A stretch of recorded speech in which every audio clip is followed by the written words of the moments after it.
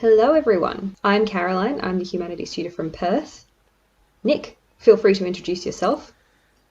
Yep, so my name is Nick. I'm from Adelaide, and I am classically a physics tutor, so I will probably not be too much help here on this episode, but I'm more to facilitate and to poke and prod questions where I think that maybe some science background students might want a bit more information.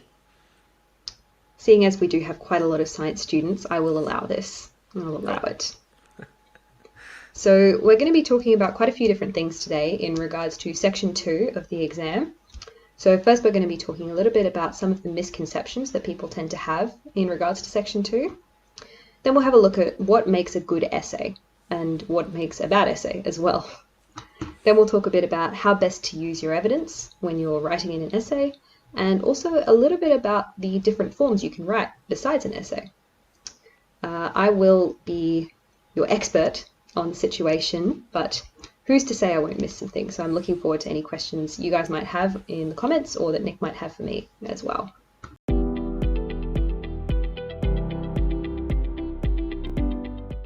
Well, one of the most common misconceptions that we actually have about section 2 is that you have to write an argumentative essay for task A and you have to write a reflective or a creative essay for task B.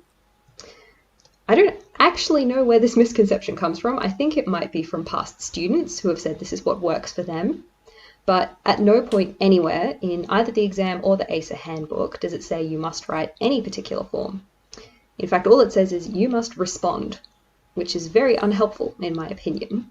But it really is just to give you as much choice as possible, and it's to try and keep from limiting you in your responses. So for a lot of people who come from a science background, an argumentative essay is a great choice for them because it's similar to things you will have written in high school, things you will have written for any studies you might have had in university. It's quite an easy form to learn to write as well. There's some very simple rules to follow and it makes sense for a lot of people. It's not a requirement though. If you don't like writing argumentative essays, feel free to skip them altogether. Write something else. Write anything but an argumentative essay if you want to do so. The reverse of that is also true. You can write 2 argumentative essays if that's what you're particularly good at. It's quite likely that you're not going to have the same marker marking both of your responses, so they won't actually know if you have submitted 2 argumentative essays or not. So that really is just what works for you best. You need to decide, am I going to be writing better argumentative essays or better reflective essays? What's going to work best for me in this exam? What kind of timing is going to be affected by this as well? One of the other misconceptions we have is that a reflective essay is just an argumentative essay about a more personal topic, and that is not true at all. But unfortunately, I don't have good news in regards to that, because a reflective essay is just a piece of writing. There's no set structure, there's no set content, there's no order that you need to present your information in, and it's just an all-around bad time for anyone who likes structure. We like to teach it in humanities as writing something similar to a diary entry. So you might start by saying, this is what happened to me today, and then reflecting on how that affected you. What were you feeling at the time? What are you feeling about it now? Would you have done anything differently? How do you think other people felt in this situation? These are all the kinds of things that you need to be reflecting on in your reflective essay. It's in the title, really. But it's not necessarily just about a personal topic. You can write a reflective essay about a socio-cultural topic, so you might like to write a reflective essay about a topic like technology or poverty, anything that you might find really interesting to reflect on that you wouldn't write about in an argumentative essay, for example. It also doesn't require a thesis statement. It's literally just you reflecting on something. So you don't need to have an argument, you don't need to be presenting us with all of the facts and figures in regards to a situation. A lot of people like to write about one single experience that they have and then just talk about really their emotions in response to that. I like to recommend people also write about a relationship if they haven't got an experience they think would be good to reflect on. Relationships can be another really good tip there. But I think that's about all I have to say about the difference between critical essays and reflective essays. So the next one is that you will be marked down if you write about unpopular opinions in your essay. And that is just not true. You're not being marked on what you say really at all. What you're being marked on is whether it relates to the theme that's presented to you in your stimuli, and whether what you're talking about is relevant to your thesis statement that you present in your introduction. So is your content staying true to what you say you're going to argue about, or are you talking about something that's completely irrelevant? What you do need to remember, though, is that writing an essay for GAMSAT is a lot like sport. You need to play to your marker, just the same way as in footy I need to play to the ref. You need to remember that they are going to have biases, and we would like to think that we're perfect as markers, but we're not, unfortunately. We can't always forget our biases. So if you are writing something that's particularly controversial, think about whether it's just controversial or is it offensive. Because an offensive essay is not going to score well, but a controversial one might. A lot of people will say, how far can I go?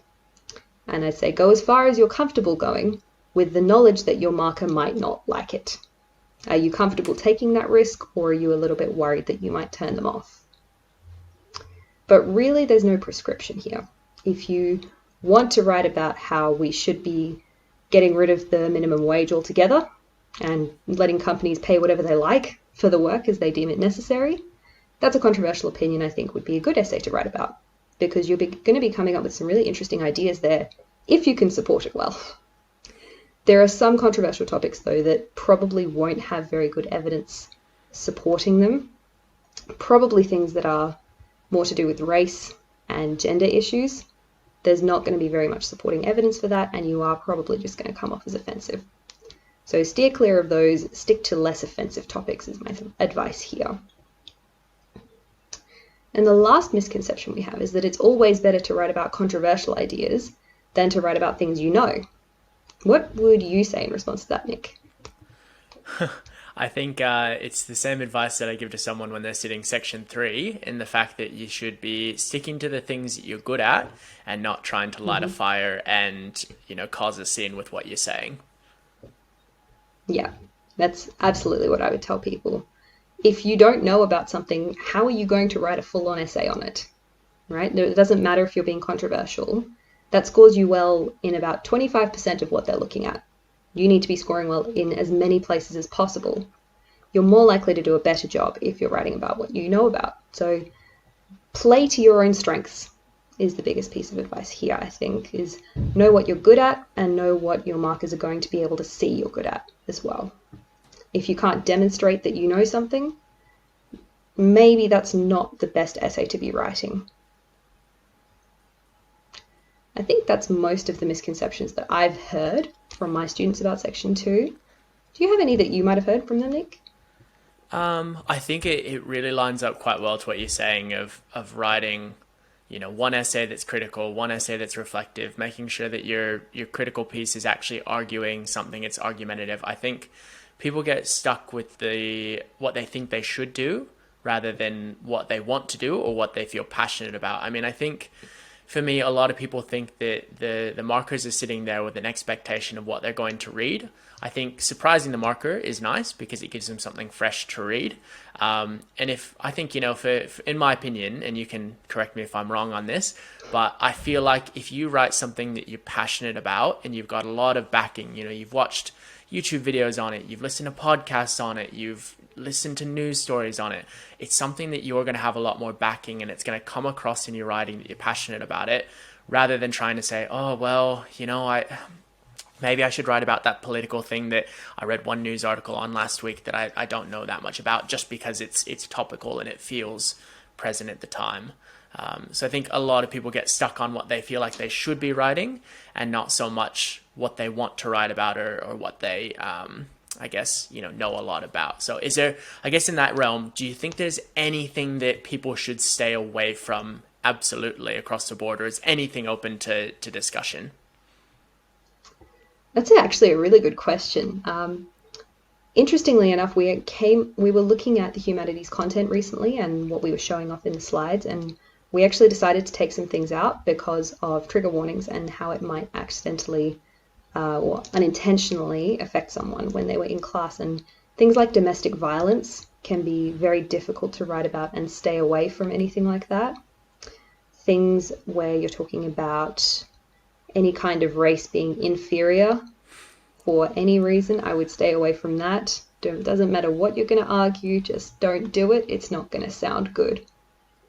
But yeah, I think generally anything to do with trigger warnings would be a topic that I would recommend staying away from, because you don't know who your marker is and you don't know what their experiences are. You don't want to accidentally do anything that might affect their reading of your essay.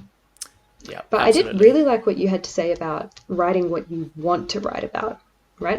It's absolutely true that people think they must write about a certain thing, and that's not true at all.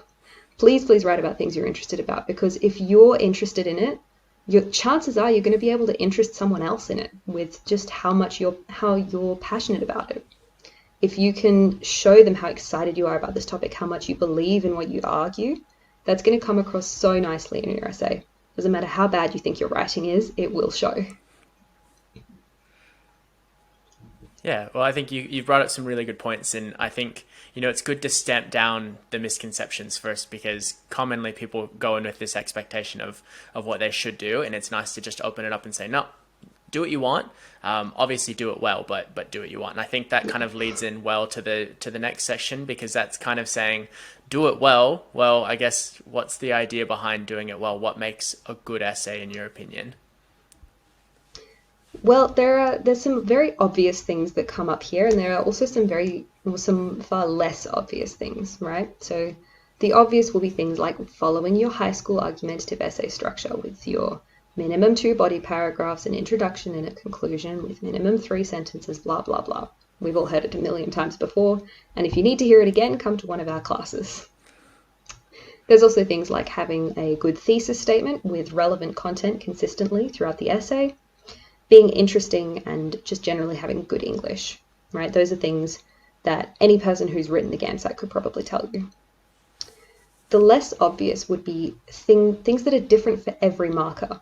And I'm probably going to talk a little bit about what I like to read today, but if you talk to any of the humanities staff, they will tell you they like different things. I'm quite sure of it.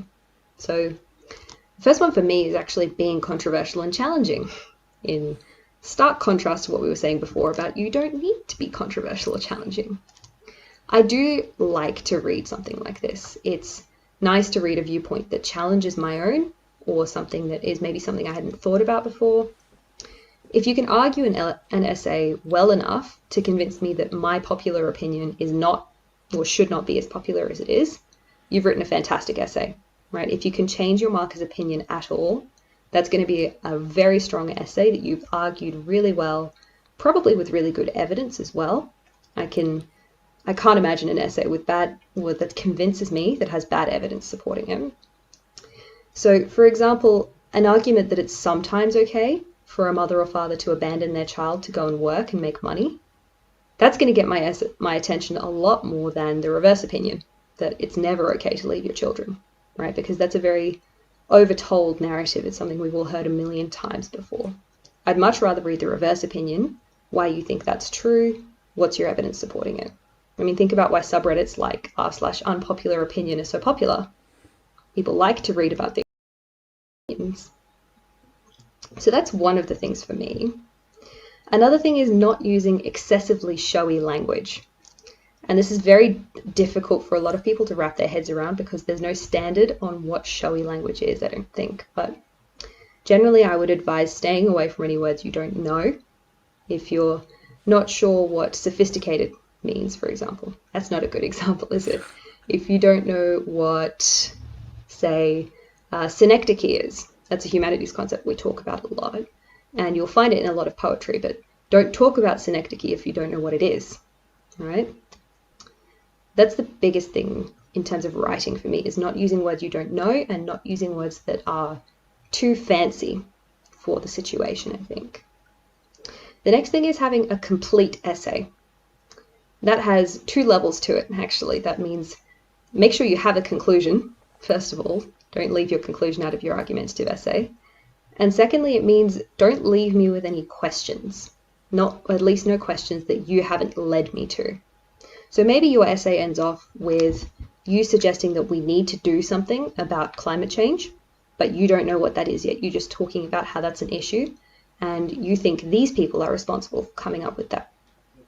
That's a totally fine question to leave me with at the end of an essay. But if you've said that there are 3 causes for climate change, but you only tell me about 2 of them, that's not a complete essay. I need you to ask questions, but then answer them as well, right? So an essay about veganism is another example. I actually read something about this recently. You do need to address that veganism is not going to be compatible with every person. There are some medical conditions, for example, where veganism is not going to work very well for those people. Things like iron deficiency. You're not going to be able to get as much iron in that diet. And that's a counter-argument to your original point that you need to cover. It's actually something that people ask about a lot, thinking about it, is, do I need to include a counter-argument in my essay? And the answer is maybe, depending on your topic. If you've got a topic that's discussed a lot, there are many arguments being thrown backwards and forwards about who's correct, you do need to acknowledge the other side. You can't just say, I've only read about points that support my opinion. You need to show that you have actually researched the whole topic. You need to show that you know what people who disagree with you are saying. And this is why you don't think those people are right. Things like that. Another thing for me is having an excellent thesis statement. And for me, an excellent thesis statement is one that doesn't use any extra words. So be very critical in writing your thesis statement, edit it as you go. And the last thing is the correct order of information. I don't want to be confused reading your essay, because that's going to take me longer to mark it, and I do not want to take a long time to mark your essay. I would like to get through it quite quickly. I don't want to have to go back and read something you've already said to try and understand where I'm at in the essay. I don't want to spend time looking for the answer to a question I have. I would like things to be presented in an order that makes sense. So if I need to understand a definition before I can read your body paragraph, put that definition in the introduction. If I need to understand why you think that this one thing is true, then I need you to explain to me why that one thing is true before you use that as an argument in another body paragraph. Things like that. This is not actually an essay I see an issue I see very often in GradReady students, which is great to see. But if you're ever worried about your marker not knowing whether something is related or not, make that relation explicit. Say, this is why this is related to my point. And now that I've done a short monologue, I will let someone else talk for a little bit. So I guess my questions regarding any of that is, and I think I get this quite often when I'm talking to students, and again, I'm not a humanities tutor, so what I say to the students is always just my own opinion, and I try to let them know that. But coming from someone who knows what they're doing, how many paragraphs roughly, or what length should students be aiming to write? I know you mentioned introduction, conclusion, maybe a couple body paragraphs.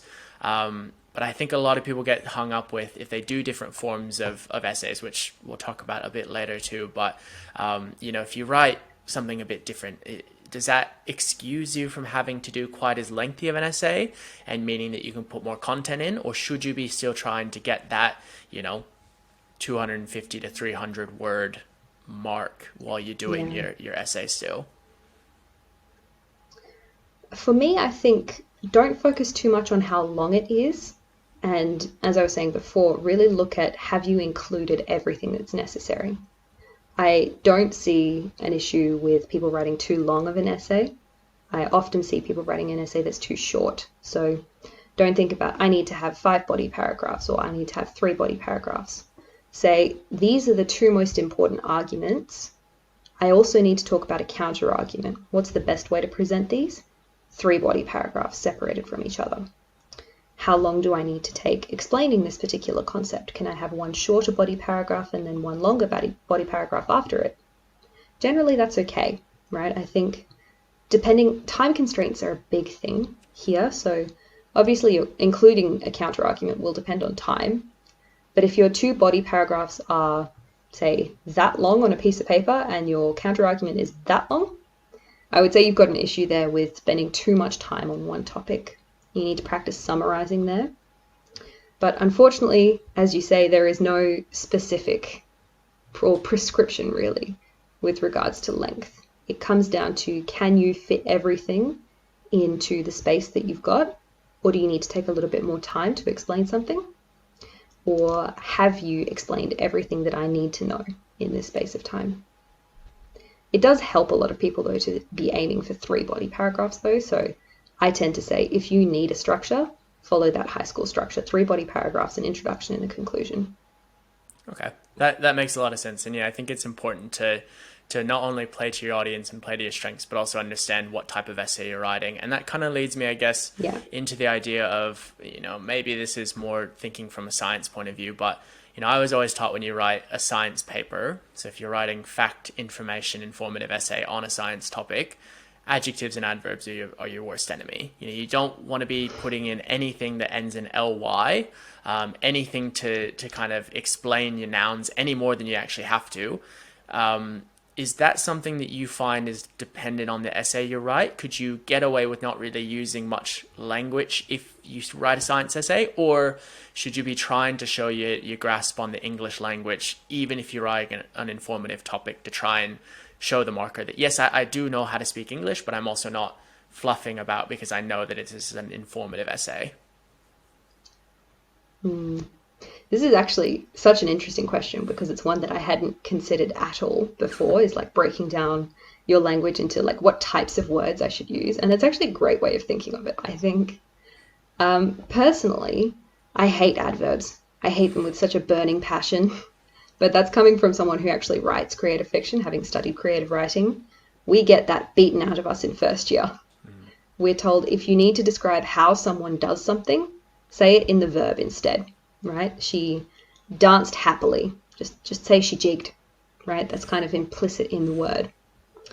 Adjectives, though, I think are a different story, because adjectives can actually make your argumentative essays a lot stronger, right? If you're talking about the effects of climate change, that's not a very specific description of what's going on. If you're talking about the destruction of the most beautiful nature we have going on, I'm not going to take points off you for using beautiful in that sentence. Beautiful nature we have going on. I might take points off you for writing going on in an academic essay. In terms of where to draw the line, I would say if you've got more than one adjective in a sentence, that's probably too many, right?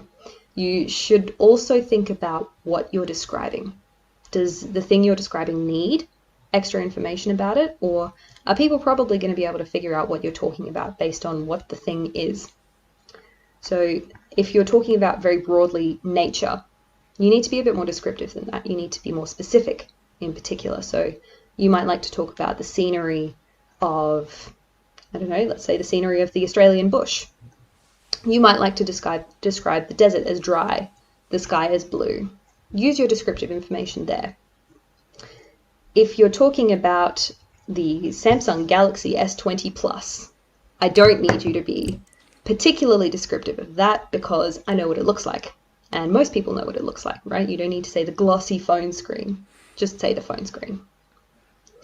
But coming back to argumentative essays a little bit, I think that a small amount of flair in your writing here doesn't do you any damage. Use it sparingly, but do be a little bit descriptive here, right? We want to see that you're passionate about your subject, so do that by using exciting words. Cool. That's helpful, because I think for me, I don't like to use a lot of showy words because I come from a bit of a science background, kind of. And so I was always taught, don't use showy language. So it's useful to know that you can use it, but as long as, and I think it kind of, I think to sum up what you've said the entire way through, if you're going to do something, have a reason as to why you're doing it. Don't just do it because you think you should do it or because you think that the markers will like it. I think it's important to say, I am adding this adjective in because it adds something to my paragraph, or I am writing an argumentative essay because it fits the prompt and I am good at writing an argumentative essay and I have an argument to make, or I'm putting a, the other side's opinion into my paper because I think it adds to what I'm saying and it shows that I've thought about both sides to this and I can break apart an argument from both ends. So I think, yeah, that just sums up that whole idea of have purpose, have a reason to put it in there. And I think to dictate purpose and how you're going to run things, and I struggled with this a lot when I wrote my essays for Section 2. So Section 2, just for people that haven't sat it before, you have 65 minutes currently. You have 2 essays that you have to write, and you have 5 minutes of reading time. So effectively you have 30 minutes to write each essay, depending on how you budget your time. So with that, a lot of the things that I get for questions tend to be, how long should I be spending on trying to plan and outline and write out, okay, this is thesis statement number 1, this is thesis statement number 2, these are my 3, arguments or pieces of information that I'm going to break down, and then this is what my conclusion is going to be. How long would you say that students should kind of spend before they start actually writing their essay to make sure they have direction and don't just write for 20 minutes and then go, oh, actually, this isn't related to my original thesis statement. I've completely changed my essay. Is it worth spending a good amount of time knowing you only have 65 minutes for section 2? Well, first of all, I would love to say that you've had the idea of planning beaten into you, because that is just great to see. I love that you're already planning. Please, please, please plan your essays. Because as you say, people often will start writing without a plan, get halfway through and have no idea where to go with it. Or they'll get halfway through and realize I've just spent 2 paragraphs talking about stuff that's completely unrelated to my point. So first of all, plan it. In regards to how long you should spend planning though, I would say that generally we advise about 5 to 10 minutes, depending on how quickly you can write, right? Use that first 5 minutes in the 65 to definitely plan. But if you're really confident, say with an argumentative essay and you're writing one, maybe take 5 minutes off that to spend a little bit of extra time planning your other response.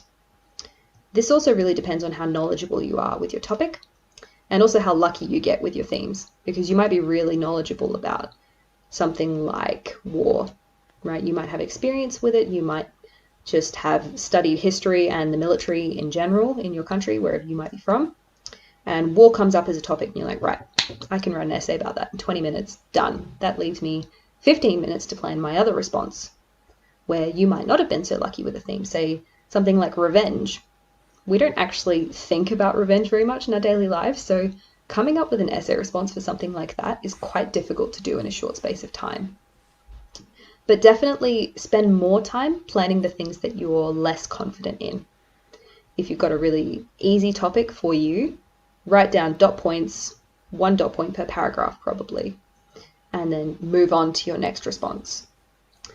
If you find that you are incredibly lucky and you've got just 2 topics that are great for you, you can smash them out in 20 minutes each, then I would say do that. Don't spend too much time planning. Instead, spend time editing. Use as much of your time to edit as you possibly can.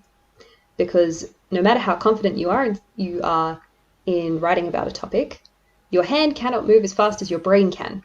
There will be tiny mistakes in your writing. And I say that from experience, unfortunately. Cool. Okay. Well, that's helpful. So I think, yeah, definitely plan, and yeah, I guess spend that time, accordingly based on your skills. And I think one other thing to keep in mind for students as well is that we're recording this but in the future things might be a bit different. But for now, they're doing the GAMSAT on computers, so you're going to be typing. So I think the other thing to keep in mind is your typing speed. So if you know that your typing speed is not up to scratch, it's going to be one of those factors that plays into writing the essay.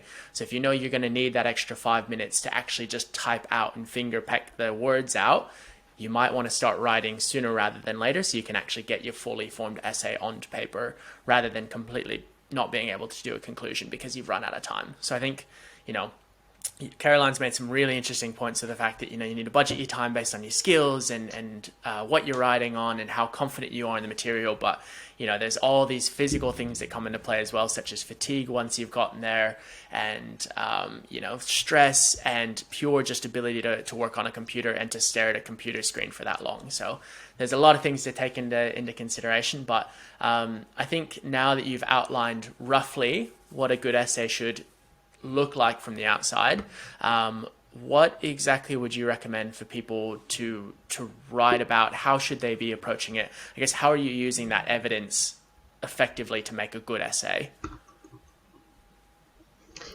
So the first thing I say, or the first thing I get asked about a lot here is, how much evidence do I need to have, right? How many statistics should I memorize? How many examples of this particular case do I need to memorize? And the thing I say to that is, you don't need the most evidence, you need the best evidence, right? So memorize as much of it as you can, because That allows you to pick and choose from more sources. It allows you to have a better understanding of the topic you're talking about. And it also allows you to say, I know about this example, but I don't think that it's actually a very good choice to support what I'm talking about here. If you know more similar examples to that one, you might like to talk about something else. So don't try and have as much as, do try and have as much as possible, but don't try to include as much as possible.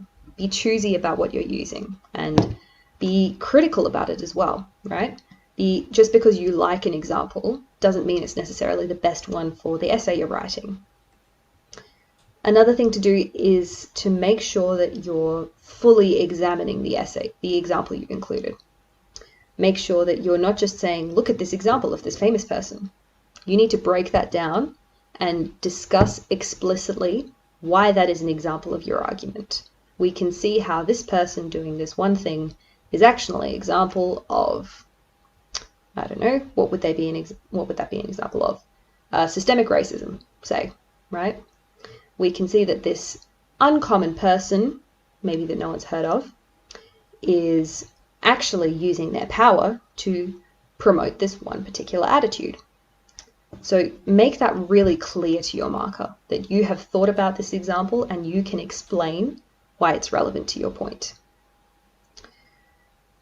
The other thing I think to bear in mind is that a lot of you will be used to looking at statistical evidence.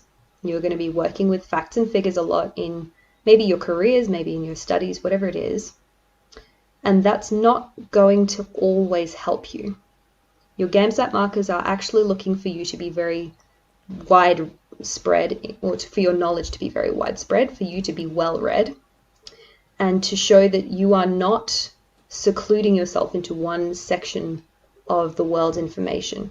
You need to show that you know lots of different things, and a good way to do that is to use different types of evidence.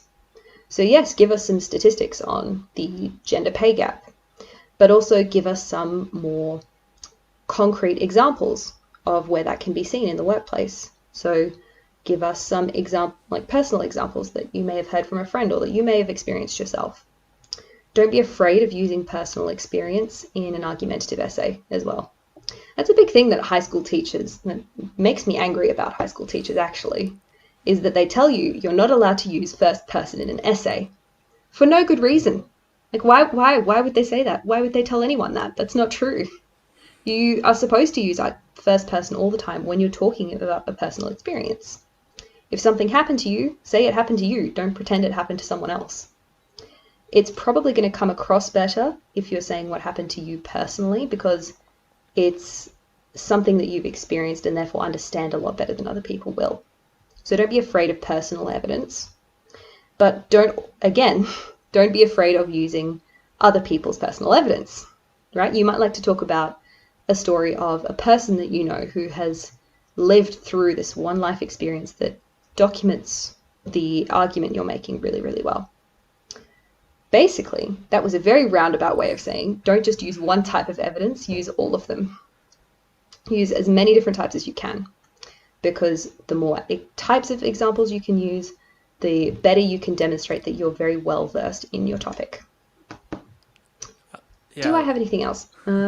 I think that's about it from me in terms of how to best use your evidence. Yeah, I like that. And I think the idea of using personal experience is really scary for a lot of people, and even for me as well, because I don't like to put personal things into the essay, especially if it's an argumentative or informative piece. But I think it does show a bit of personality as well. And, sometimes I think too, if you're writing an argumentative essay and the personal experience that you have actually contradicts what you're arguing, it shows that you can see that in real life as well.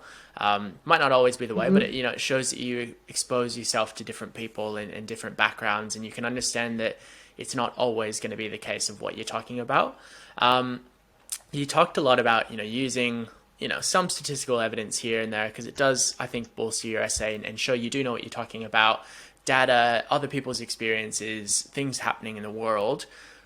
I get asked this literally every time that I talk to a student, but what would you say, in your opinion, are some of the best resources for just exposing yourself to more information, more experiences? You know, and when I was prepping, I think some of the more common things that I used based on what I like to watch were things like TED Talks, because they were always well produced, they were always high quality, they were always about kind of groundbreaking things, or social issues. I liked podcasts a lot because I could just chuck earphones in, go for a walk with the dog, and kind of just listen, broadly, things like The Daily for news, and there's a lot of other podcasts. As far as if you could give maybe a top 5 or less, things or sources to look for, what would you say would be the best utilization of time and broad exposure for students? Well, I think the place we always tell people to start is with newspapers, but honestly, newspapers are generally pretty boring. They're very cut and dry. So what I like to tell people to do is look for the headlines in a newspaper, then research that headline elsewhere. See what you can find about it from other sources. You might find a different news corporation that isn't owned by Rupert Murdoch that you might like to read about, actually, for once. You might like to go and actually look up that topic in some academic journals maybe. Use your old university's login to your library there.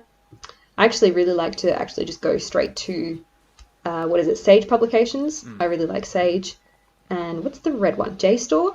I really like JSTOR as well. They tend to have the most articles relevant to my research.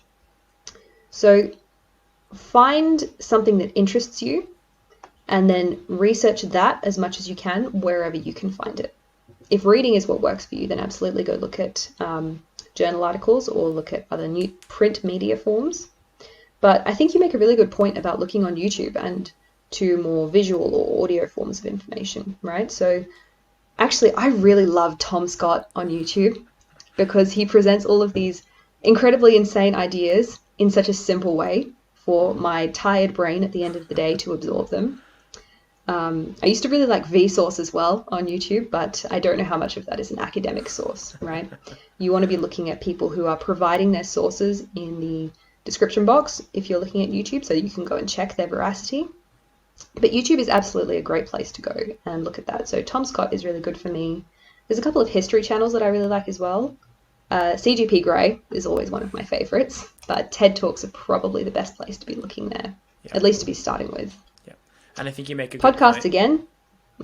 I think you make a good point too to explore things that you're interested in, because I think a lot of times students try to spread their knowledge so wide that they just are paper thin, but it's good to have a lot of information about the topics that you actually really like. I think that starting with something that you like makes it easier for you to get into things that you don't like as much because you're already in the groove of studying. You're like, oh, well, I may as well go read about this boring article about the history of Botswana and why blah, blah, blah, blah, blah. Anything like that. If you start with something interesting, it will be easier to do something boring. Podcasts, again, though, are a fantastic way of learning about literally anything. There are so many podcasts these days. We have a podcast. Listen to us. Please listen, subscribe, follow for more updates. But no matter what it is you're interested in, you will find a podcast about it, or you will find an episode of a podcast about it. Everything has been discussed on podcasts. Personally, some of my favorites are, I actually really like one called You're Wrong About, which is literally just taking all of these societal ideals we have and going, this comes from nothing, or this comes from one person doing one thing one time, and there's no reason for believing it. My favorite episode is the episode with the lemmings, and discussing why we think that lemmings jump off cliffs, and why it's Disney's fault. A good episode, go check it out. Personally, I'm really interested in philosophy because it applies to so many different things. So I listened to a couple of different podcasts about that, but my favorite is called Philosophize This. Not only because it's very informative and it follows a very good order of information, but also because it's great to go to sleep to. If you are having trouble sleeping at night and you want something on in the background, put on Philosophize This. That guy's voice is amazing. It's so calming and relaxing. Some of my other favorites are, I really like to listen to more fun podcasts. I like things like mythology, anything to do with storytelling. So Myths and Legends is a great place to be looking at the original sources of all these different fairy tales. They might give you some inspiration for your reflective writing. They might give you some inspiration for your creative writing. Or it might be a good place for you to look at in an argumentative essay where some of our societal ideals come from, right? Are they coming from what we actually believe to be true from the Disney version of this fairy tale? Or is that actually coming from a slightly more sinister place with the original story? Have a look at what the Grimm brothers actually wrote in Cinderella or in Little Red Riding Hood versus what is presented to us as kids. And you can explore really drastically how badly those things are represented. And why is it that everything is just changed for kids? They need to learn the truth at a young age, in my opinion at least. Oh, that's good. That's So I think good. some of those are my favorites. Yeah, and I think you're one of the first people to like actually have a bit of a list of things like I like this, and this is what I recommend. And I think the thing to keep in mind as well with all this stuff, this is all personal, and because Section 2 is so dependent on you as a writer and the marker as a human, all of this stuff is just kind of up in the air. Tips and tricks, it's not necessarily always going to be hard fast, and especially the resources that we're recommending here, you may find that audio visual stuff doesn't work for you and you want to go straight to a textbook to learn something, or you want to read the newspaper. You might find that reading every news article word by word is how you want to do it, which is totally fine. It's all dependent on the person. So I think one of my last questions, as far as using evidence effectively and using the prompts that you have on the day and having a good, well-structured essay. And I've heard this a few different ways and different people saying what they recommend. So usually for each essay, you get 5 prompts, I think it is. It's been a while. I haven't actually researched in that long what Section 2 setup is. But you get 5 prompts per essay. 5 is correct. Okay, cool, good. So 5 prompts per essay, and they all kind of have similar themes to them. So like Caroline was saying, it might have to do with war. That's kind of the uniting theme between all 5 prompts, and they're going to be just short snippets. So maybe a sentence long, if that. It might be less than that. There could be quotes from a famous person at one stage in time who said something about war that was kind of moving. Would you say with those 5 quotes or those 5 prompts, is it more important to take one of them and dissect just that one quote fully, or try and find some type of, semblance of sameness between all 5 quotes, and then write on the broad idea, making sure you tick the box on, mentioning or giving a shout out to each prompt individually. I know, again, it's going to be very person to person depending on what your strengths are, but what would you recommend as far as writing a good essay? I think that's actually a really good question, and it's something that people get when they're first writing their GAMSAT response. They get really bogged down in this. And personally, I actually recommend don't mention the quotes at all. Personally, I like to see more of your own writing and less reference to other people. What the examination will actually say is respond to one or more of the themes. So obviously they will all be relating to one specific overarching theme, such as war, but you might have a quote from Gandhi in there, and you might equally have a quote from Winston Churchill. You might even have them in the same one. And those 2 quotes are going to present very different ideas about war. So it's really up to you which direction you take this in, right? You can take it into the direction of the behind the scenes of war, if you'd like to, right? Should we be paying more attention and giving more recognition to people who are not on the battlefront but are still serving in the army? That's absolutely something you can talk about in regards to war. So I would say take that overarching theme and find something specific that you're interested to write about in relation to it, right? That doesn't need to be related to any of your quotes, but find something within the overarching theme that works for you, and then expand upon that. So unfortunately, I say don't look at the quotes, specifically because the question is asking you to respond to a theme. It's not asking you to respond to a quote. So I would say look at them in your planning, in your first 5 minutes, identify the theme, and then forget about them altogether, because I don't find that they help people very much personally. Yeah. But again, as you say, every marker will tell you something different about that. Right? I'm sure the other GradReady tutors will have something different to say. That's just my personal experience that I've seen with my students and that I've seen in my own writing, is making reference to what other people say doesn't help me develop my own ideas.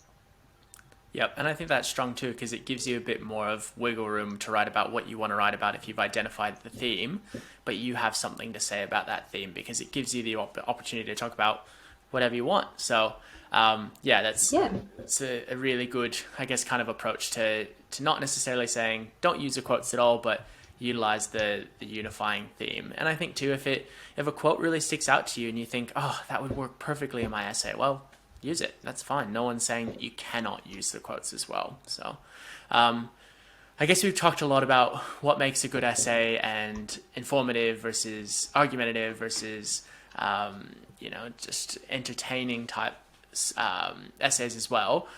What are the other forms of essays that you commonly see people writing? And I guess what are the good sides and the bad sides? Because obviously there's some more, I don't know if I want to say more risky formats to utilize. In my opinion, they're risky because you're taking a step out kind of your comfort zone maybe, or you're trying to show a skill that you have, but it can backfire. So what are the other options that students have other than just a pure essay? And I guess what's the pros and cons to writing an essay outside of the norm? Well, I think generally what we say is you can write anything, but to quote Mark McGowan, use common sense, right? So whenever I talk about poetry, there will always be that one jokester in the class who says, can I write a haiku? And yes, you can write a haiku, but I will also expect you to follow that haiku with 9 more haikus, because we are expecting a certain length from you. You cannot express all of your ideas in 3 lines. So let's start off there. Poetry is one of the forms I get asked about the most because people are either terrified of it or they want to write it and they think they can't. So within poetry, there are a lot of different forms you can choose from. Personally, I think free verse is probably the easiest you could use in the GAMSAT because there are far less rules to free verse. It's generally the one that most people are best acquainted with, and it doesn't actually take a long time to write it. And this is true of all poetry forms. It shouldn't take you as long to write a poem as it does to write an essay or to write a short story or whatever else it is. That can be a very good thing, but it can also be a very bad thing, because if you write it very quickly and you assume that it's good as it is, you will fall, you will fail. That is not a good strategy to have to writing poetry. Write it as quickly as you can and then spend the rest of the time you would have spent writing editing it. No one writes a good poem the first time out. And again, I say that from experience. So poetry as a marker is actually something very interesting to read. I really like it when people submit poems because it shows that you've thought, maybe an essay isn't the best way to express this. And maybe I'm probably not going to write a short story so well. What else can I do? Oh, poetry. Cool. Not many people are going to be writing poetry, so that's going to get me points for my originality here. So that's one of the biggest pros of poetry is your marker will automatically be a bit more interested if you'd just written than if you'd written an essay. The downside is that if you get their interest and then you lose it very quickly, that is worse than just not getting their attention in the first place, right? You want to make sure that your poem is good. So the easiest place to lose marks in poetry is not following the rules of form. If, say, you're writing a sonnet, you need to be thinking about things like iambic pentameter. You need to be thinking about your rhyme scheme. Those are very difficult things to pay attention to with the time constraints you've got, right? How are you going to write 14 lines in an A, B, B, A, C, C, D, or C, D, D, C, whatever it is, rhyme scheme? Then your 2 rhyming couplets, make sure that it's got the correct iambic pentameter, that you've actually got your twist in the final 2 lines. It's quite a difficult thing to do, to remember all of those things. And if you forget one, that's a huge point, a huge minus in terms of your response. So think about what techniques are necessary for you in your poetry and choose your form based on that. Again, free verse is probably the best option here because there are so few rules, but remember that that doesn't mean there are no rules. You need to be thinking about where's the best place to end your line. Why am I cutting off this sentence in the middle of it to start on a new line? Am I ending on a powerful note in my stanza, or am I ending in the middle of a sentence, and is there a reason for doing that? Another form that I like to actually read personally is a form called pantoum, which is taking 10 lines that you write initially and then repeating them in a very specific order, because it can show that you've thought about one concept, but you've also thought about how that concept can be appreciated in several different ways. People might like to write a ballad because basically we all know pop music, we all know how ballads work. They're basically the same thing. And I would say, yes, write a ballad if you're confident that you can come up with enough interesting rhymes to be using in regards to your content. The other thing to do with poetry is that it's very easy to fall into cliches when it comes to poetry, right? It's also very easy to reuse lines that you might have heard in a song, in a poem, in a book, whatever. If you hear something that you like that sounds poetic, it's very easy to just write that down and pretend it's your own. And you do not want to accidentally do that for a marker who knows where it comes from. So be careful with your word choice here. Make sure it's your own and make sure it's not even remotely close to anything someone else has said. Make sure it's very clearly yours. So, moving on, short story is another thing that people like to write a lot in the GAMSAT, and I think short story is a great choice.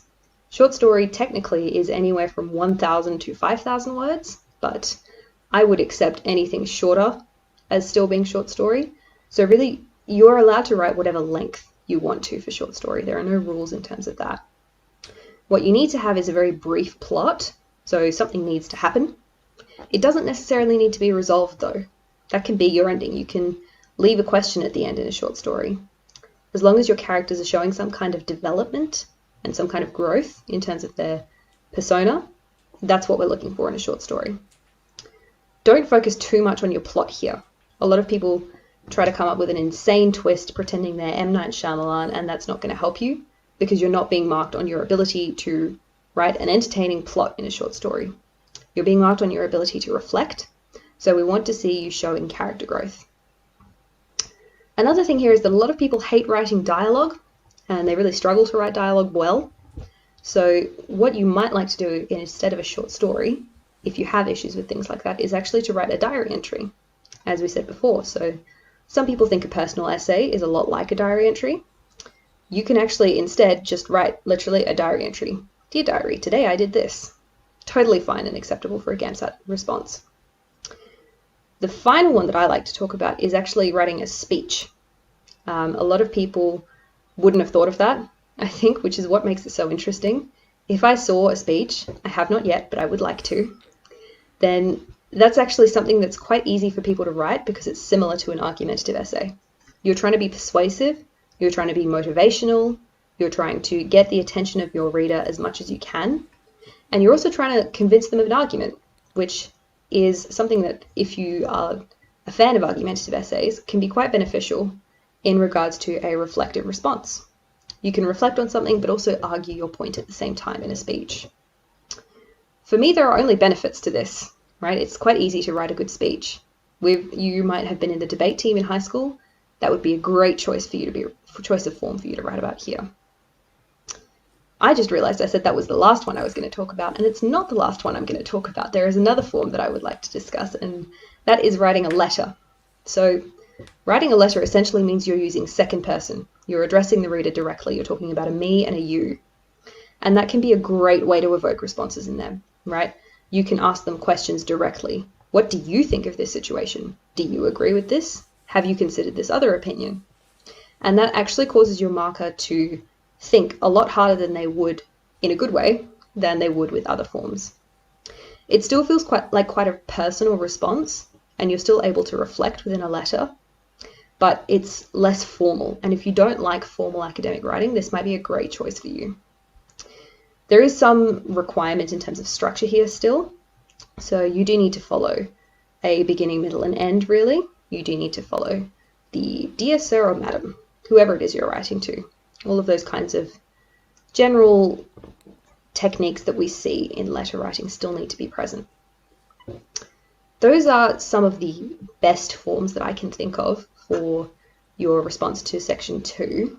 Do you have any other questions about forms that might be okay, or suggestions, things you might have heard from students? I don't think I have anything like too much about, suggestions of more types of essays to write. But I think the only question that I really have is a lot of people are trying to make themselves stand out in section 3 by writing something, off the wall or of left field, What do you say to students who, are trying to maybe push themselves a little bit into poetry but don't know much about it? Where's that line between standing out but, sticking to what you're good at? And if you know that you're good at argumentative, just sticking to argumentative. Where do you draw that line? I think drawing the line depends on how committed you are to writing a specific form. If you're really interested in poetry, you really, really want to do well there, even if your poem is not as good as your argumentative essay, it's probably still going to be good because you're making an effort, right? It's a really good idea to practice beforehand. Please feel free that if you've got submissions with GradReady, submit your poetry there as well. Submit whatever form it is. We're going to mark it regardless of whether it's an essay or not. So please feel free to get as much feedback as you can from us, but also show it to your peers and your friends and family. See what they think. See what the everyday layperson thinks of your poetry. Can it be understood? Does it make sense to people? Is it worthwhile writing more about this topic, or should I be looking at writing about something else in regards to my poetry? But I really think overall, if you want to do well in poetry, you can, and you probably will with some practice. That's to say if you're not starting off well. Who knows, maybe you're a poetry genius and you were in the wrong field all this time, and you won't need to do the GAMSAT after this. You've discovered you're a poet. But yeah, I think don't worry too much about doing a form for any reason other than it fitting your idea well. Don't go into the exam thinking, I'm going to write an argumentative essay and I'm going to write a poem. Get in there, have a look at your themes that you've come across, think about what idea you want to write about, what topic it is you want to cover, and then decide based on that what form is best for you. So if you get in there on the day and you haven't really practiced poetry, but you have a great idea for a poem and you're confident that you can write it well, I would probably say go for it. And if you're willing to take the risk, right? It depends on how confident you are, absolutely. But if you are confident and you reckon that you've written an absolutely amazing poem on the day, great. Good for you. I think that's fantastic. Don't get bogged down in going in with a specific idea of what you must and must not do, is I think the most important point here. Awesome. I think that's hopefully really helpful for people and clears up some, I guess, questions that students have, I guess, that I've seen in the past and maybe are sitting out there listening. So I think in the interest of time, we might kind of wrap things up there. And I think that's more than enough information for people to be kind of moving around through their brains. And oh yeah, everyone's going to be falling asleep with all the information being thrown at them. I think it's all very interesting stuff because I think because Section 2 is so person to person, it's hard to get hard, fast information. So I think they just get wherever they can. But for those of you that are still listening, thank you so much for listening. Thank you for Caroline to hopping onto the episode and sharing all of her information. She was probably much more helpful than I would have been for Section 2. So we appreciate you coming around. You were very helpful. Don't say that. I'm good with questions because I don't Thanks know very as much for having me, though. No worries.